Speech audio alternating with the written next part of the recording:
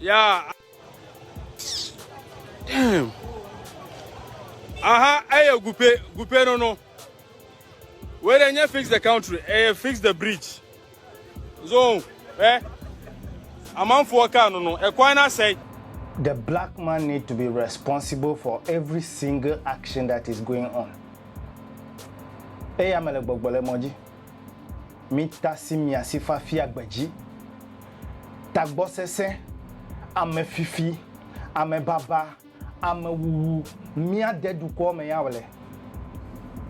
Nu mia no vie le gbogbo ko yen be wo yo zo mo bu pe moji yen ma yo le. E mo yen ma gble mi po ame yo le fukpeda. Nye ma ka ha cho, mia fete mi no veme. Mia fete mi no Ghana du ko me, mi le Togo du ko me, mi be mi konku me vokpo du oda. Mi be mi desku vokpo du oda. Bon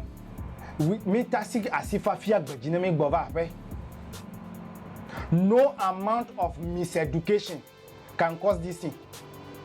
And we may go ne otro o tagbole kele ke kroache de e ya to gbe meje be no ano jojole mi ade 1957 ba sedegbe efenyinyi ya kominya le feme efenyinyi ya kominya le Togo ple Ghana me e aglomele ne yovo fimi kaka kloache de e ya to gbe meje be wa gano mi adomo mi fon politics manyata we ya mi anowo bo amegbe to fe fu pepeda e ya ta megale glo amejrala we gbe fen keke ya me the slave traders currently they are the politicians wearing suit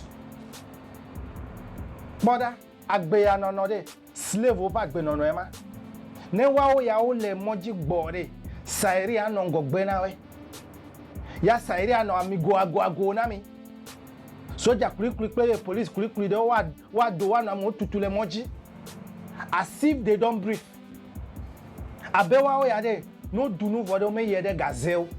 This is what we are talking. Equal mi wa gbe ne vivi na megbeto bon ne tasi oku le moya jire politician oui ne no vi oku le accident me de politician oui menya me de ke yo the wealth we possess ega illegal na side it can feed us overdose enye me glo na mi le nyo video de mebe yo vu iva ma amiyo le kukukura chebe ne wa menwe de nyon fodo de aloto nyema fonu didio boy mi anon kameno vi lolowe nyema fonu didio bo video no nto ekpo ni tikona na tasi na me ekpe no viwe ne ya chene kpo ebere enu mi la fa do be agbe no jira gbe me de jifo me le tevere ko anyi gbaji ya jifo le aha enough with miano honorable his excellency 0.00 excellency. If you cannot feed your people, if you cannot make your house to be safe, o matou an wa fe me bede daddy kloache mega va do de viol a fe me e kema o me deo. It's simple and short.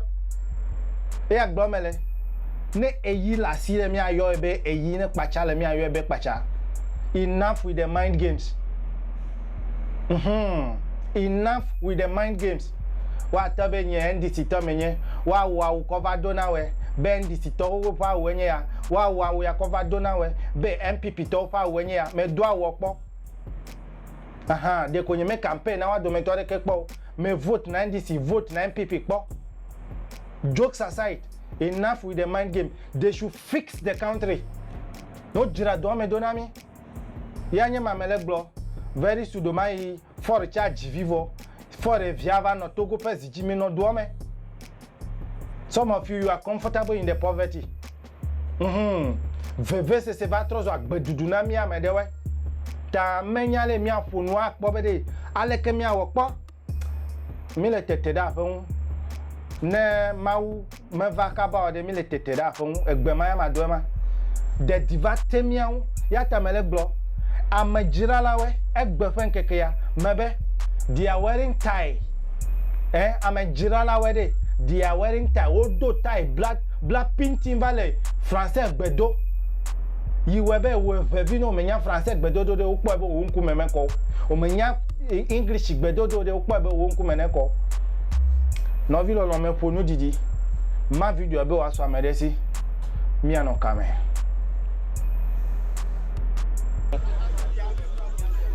Amanfo nko anu no. Enti we de mi ntina so nche. Eye me se